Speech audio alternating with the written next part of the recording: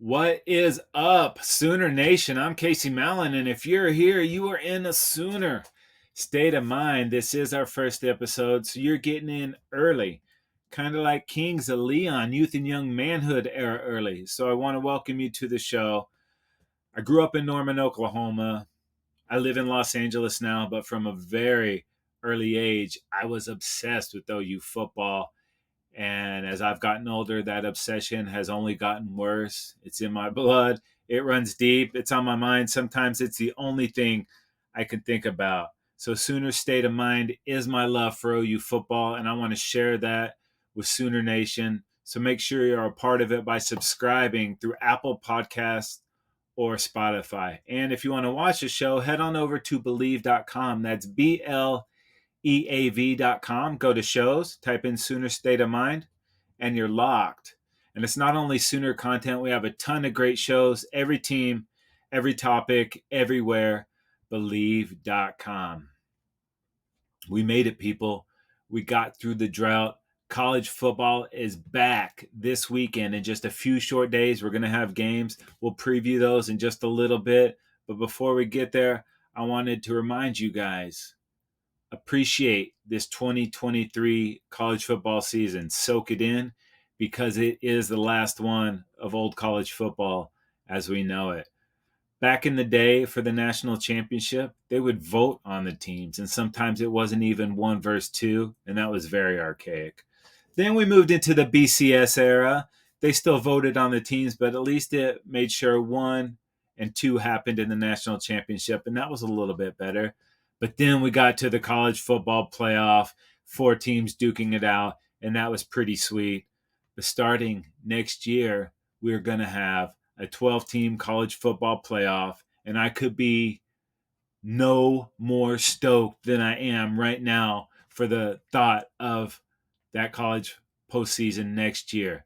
12 teams, it's going to be completely awesome. Not only that, it's going to make the regular season better too, because teams aren't going to be scared to schedule big time games, and one loss is not going to keep you out of the playoffs like it has in years past. That was the worst part of it. You get that loss in October and your season's over. Now with 12 teams, it's going to be a more equitable share, more teams involved, a better postseason, and think of how rad a playoff team on campus is going to be.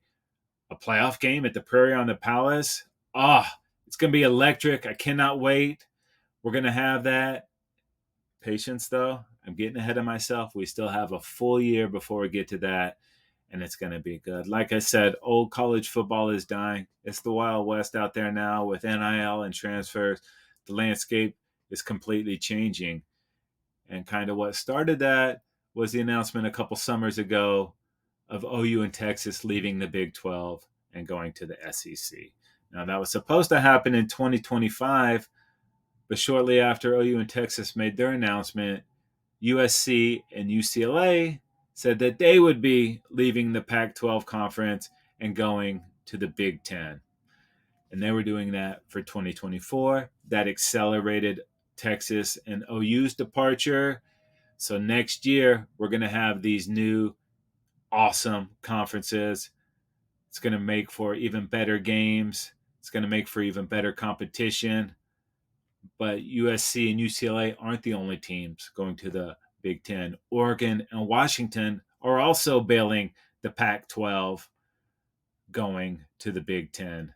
And not only that, starting next year, Utah, Colorado, Arizona State, they will be heading to the Big 12. That conference is going to look a lot different because this year they already have UCF, BYU, Houston, and Cincinnati joining the Pac 12. Brett Yormark is doing a fantastic job of that conference in the leadership position now, and he's really putting them, I think, right behind the SEC and the Big Ten. And then it is the Big 12. It's going to look a lot different. It's going to be pretty good considering they're losing two of their biggest money makers, but it's keeping them relevant. On the other hand, Pac 12 down to four teams. And I would put, the reason for this conference dying on Larry Scott. A few years ago, Pac-12 network seems like it's going to be a good deal, but he could not get it on DirecTV. I live in Los Angeles. As a sports fan, most sports fans in this area have DirecTV because the ticket, baseball, whatever. Pac-12 network was not available. That meant anybody in LA on DirecTV could not watch USC or UCLA play football. What the hell? Makes no sense. And that's kind of what started the debacle that is the Pac 12. And now you have just a few teams looking for new homes. So I hope it works out because these moves do happen quickly. And, Stanford and Cal, Oregon State, Washington State, let's find these teams at home, people, moving forward. So 2023, it's the last season before all that pandemonium happens, and with the potential move to the SEC, Oklahoma has started crushing it on the recruiting trail. 2024, top 16 with a couple of 5 stars still out there waiting to make their commitments. But it's having a major impact on recruiting. And part of that is because of the awesome schedule. Next year, people, OU hosting Bama, South Carolina, and Tennessee. South Carolina, Shane Beamer bringing the Gamecocks to Norman, baby. Some ties there. Josh Heupel bringing his Volunteers to Norman. That is going to be excellent. Heupel getting fired a few years ago as the OC, kind of left on bad terms. Come back next year, be a hype video, hopefully repair that relationship for these new division foes that will be doing battle, obviously more often moving forward. So it'll be sweet to see Hype get some love there and maybe mend those fences a little bit. Away games for the Sooners at Auburn, at LSU, at Ole Miss, and at Mizzou. Blockbusters. Huge dollars, huge eyeballs, huge audiences. That was one of the reasons, that was the main reason that the Sooners left. Great slate of games. It's going to be completely awesome. I cannot wait. And that does make me wonder, though, with the SEC on the horizon, what's that going to do for the juniors on OU's roster? You think these cats will stay another year? Guys like Stutzman and Downs, Farouk and Guyton. Is the allure of playing games in the SEC going to be enough to push those NFL dreams back one more year? We'll see. It's going to be a minute because we have this season to get to, but very interesting to see what happens to those guys as we move forward. Mentioned the move is having a ripple effect on recruiting, top 16 class. Part of that is because OU has some very young, talented coaches. DeMarco Murray, absolutely crushing it, recruiting running backs.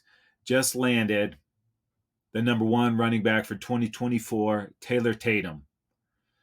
And that's adding him to an absolutely stacked running back room this year. Barnes, Sawchuk, Walker, Major, Hicks. It's going to be epic. And this team was good at running the ball last year, so it's only going to get better. Receiving wise, Cale Gundy, the resignation out of nowhere before the season started last year. They brought in LaDainian Washington as the interim. And I think because of that change that the receiver room was hampered. It didn't have the best season because of that. So flash forward, you go get Emmett Jones from Texas Tech. This guy is an awesome recruiter. They pry him away from Tech. He's got deep, deep ties to high school football in Texas. 2024, Kearney, Raggins, and Carry-On already looking better. A nice combo of size and speed. But they have some leadership for this receiving room moving into this season. Besides Drake Stoops, there's not a lot of proven commodities there. Obviously, Marvin Mims in the NFL this year has some flashes from Farouk and Freeman last year. But what this is doing is actually creating a lot of opportunity for guys that have been in the program that haven't shown it yet. Gibson, Anderson, Petaway, those guys have opportunity to be huge contributors to the offense this year. So I think a full offseason with Jones is going to do wonders for their development, which just wasn't there last season. So I expect a lot more out of that room for this season. Tight end, I'm a little worried about. Stogner's coming back, transferred to South Carolina. He's coming back to finish at OU. The young guys behind him are a little bit banged up. So losing Braden Willis to the NFL, I'm a little bit worried about the production coming out of there. But if those guys, the younger guys, can get healed up, maybe they can start contributing. But at least Stogg can hold it down for a little while. Offensive line lost a couple tackles to the NFL too, but Bill Beatembo is one of the best in the business. All he does is churn tackles and linemen into the NFL. So once he gets to work with some of these young guys, I think they'll be fine. Might be a work in progress, but it will get there. Quarterback room, baby. This thing is chock full. 2024, we already got Michael Hawkins in. In 2025, Kevin Speary's going to be there. These guys have a chance to improve, become 5 stars by the end of it. They love the Levy system. It's very productive. We also got Jackson Arnold on the bench now, which is completely awesome. I expect to see him play a lot this year, but this is still Dylan Gabriel's team. And he's shown that he is fully capable. Last year, coming from UCF, coming off a huge injury, I'm not sure if he knew the scope that it was to be a quarterback at Oklahoma. And last few years, Baker and Kyler, it's been difficult shoes to fill. Caleb Williams, all these guys. We got a little bit spoiled there, but I think year 2 in the system, Gabriel is going to be much better. And it's not like he was that bad last year. Very safe with the ball. We'll see more of the running game. I think a full season in that system too, back with these guys, is really going to pay dividends, and we'll see the fruits of those labor on the field. But moving forward, that quarterback room is completely stocked, and I'm stoked about that as well. Last year, 6-7 for the Sooners. It's been a long time since they've had a season like that, and while a lot of people thought the sky was falling, it really wasn't. Venables, his first year there, transforming the program, moved out a lot of guys, moved in a bunch of guys, and that process just doesn't happen overnight. So not a lot of panic. And for the most part, this team was in most of their games. Granted, got beat down by TCU, the game that Dylan Gabriel was knocked out of. But I don't think at the time anybody realized just how good that TCU team was going to be. Obviously, they made it to the national championship. So there was a lot of NFL guys on that team. Duggan, Johnston, Miller. They just beat the crap out of the Sooners. But like I said, nobody knew how good they were, and they showed that that was a really dynamic and good team. Texas, yeah, they blow us out. Didn't have a quarterback. Scared to throw the football. I don't think anybody saw that coming either, that we would go into a game and have to run the Wildcat, that Braden Willis would get so many reps back there. So for whatever reason, they didn't trust who they had behind Dylan Gabriel. That's not going to be the case this year. Jackson Arnold, he is going to get some playing time, and all the word out of camp is he's looked just as good as advertised. So that's going to be different moving forward. But Texas won't hear the end of it until they play in October. But, if we win 4 and then lose 1, I'm okay with that. And I would take the season before that huge come from behind Sooner Magic moment with Caleb Williams beating that Texas team than I would getting blowed out when you're only going 6-7. The pain nowhere near the same. So, but we'll get a chance back at those guys in October. So, the Kansas State loss also last year, 10 points, but they were right there at the end. Could not get a stop. Adrian Martinez probably had his best game as a collegiate quarterback last year, was running, throwing. When it was down by 3, couldn't get a stop, and they eventually put that deficit up to 10, and it was just too much to overcome. But other than that, the other losses were by 3 points or less, and it seemed like they just could not finish. they would get a first down to be brought back by holding, or it'd be a third and short and someone would jump off sides. It was always a mistake compounded by another mistake. Third and long and someone would blow a coverage. And it was just more of the same all season long. And I rewatched the Cheez It Bowl because I'm a sicko like that. And I was impressed with what I saw there for the most part. I thought Dylan Gabriel played a great game, ran the ball more. I think we'll see that this season. The running game with Barnes and Sawchek was completely awesome. I know we're going to see a bunch more of that moving forward. But it was the same thing. This team just could not finish out. They had a lead late in the thing, couldn't get a stop when they needed to on defense. Third and longs with more blown coverage. I think year two in a very complex, Venable system, overall the team will know it better. And I think the leadership on that defense, Stutzman and Downs, guys like that, will be able to show the young guys what they need to do. I think we'll see a lot less blown coverages. I think we'll see a lot better defense, and I think we'll see more productivity on the offensive side of the ball.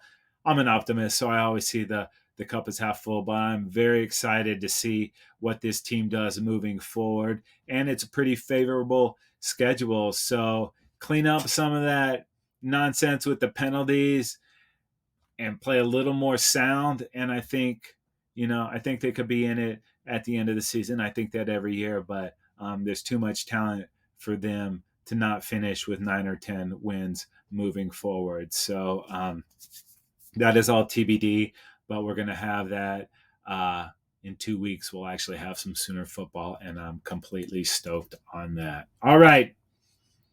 It's first week of college football. They call it week 0, whatever. There's a handful of games. Not many good ones, but it's something. It's a little teaser, if you will. So at least there's going to be football this weekend. So that, in my book, is a win. I guess the biggest game of the week is Navy at Notre Dame, but this game is in Ireland. That's pretty cool for the Domers to be over there. Favored by 20 in this one, so it's not expected to be close. Although sometimes that Navy run game can give teams fits, but I don't know that they'll have the firepower to hang with the Irish. Marcus Freeman's second year there, and they bring over Wake Forest quarterback Sam Hartman, who's pretty good at Wake. If he can be the guy that they think he's going to be, then there's a lot of expectation on this Notre Dame team, and they could find themselves in the mix later on in the season. So I will be stoked to watch that game. Up next, we have UTEP at Jacksonville State. Rich Rod, coach at Jacksonville State, but UTEP is a 1-point favorite on the road. Will you tune into that game? Maybe. I might. I'll probably watch it. It's football, so I got to do something. UMass at New Mexico State. New Mexico State, 8-point favorites at home. Yeah. Ohio at San Diego State. That's a pretty good game. San Diego State -3 at home. It'll be interesting to see what those guys do. There was thoughts that they would join the Pac-12. Maybe they heard the rumblings of what was going on. They said, we're not going to do that. We're going to stay put for a while. Maybe they'll make a mega conference with some of those, the WAC teams, what's left of the Pac-12, and maybe the AAC. I don't know. We'll see something down the road. But San Diego State, some of the best unis in the biz. Up next, Hawaii at Vanderbilt. Wow, the Rainbow Warriors, they got a long way to go for this one. Vandy, 17.5-point favorites at home in this. Commodores, easy like Sunday morning, probably put the smack down on Hawaii, but we will see what happens in that one. And then San Jose State at USC. USC, 30.5-point favorites at home. Preseason All-American and reigning Heisman Trophy winner, and most likely the number 1 pick in next year's draft, Caleb Williams. He had a great season last year. Does some Superman stuff out there. He's got a very good chance of winning the Heisman Trophy in back-to-back years. They should have plenty enough for San Jose State. Let's see if Alex Grinch got that defense any improved from the year before. Achilles heel, pretty much the Sooners, and then SC for where he's been. So Caleb's got some mojo in there. How much? He probably won't need to, dive in the bag at all this week because it is San Jose State. Go out there, throw a couple touchdowns, and then watch the last 3 quarters on the bench. But the following week is a full slate of college football games, and we are going to have you covered on all that. We're actually going to have a Sooners game to talk about. Arkansas State hosting Arkansas State. I don't know what the spread on that's going to be, but it is going to be epic.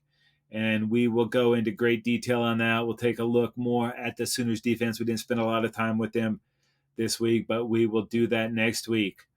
I want to thank you guys for being part of Sooner State of Mind. You got questions or comments? Hit us up at ssomhost@gmail.com. Do not forget, like and subscribe to Sooner State of Mind on Apple Podcasts and Spotify. Check out the show on Believe.com. We are going to have lots of fun this season. Going to have some great guests. Make sure you are part of it. We will have you covered for everything Sooners, including checking in on some of our Sooners in the NFL. Sooner football is back next weekend, baby. We just got to make it one more short week. I appreciate you guys hanging out. My name is Casey Mallon. I am in a Sooner state of mind. I hope you are too. We will catch you next week.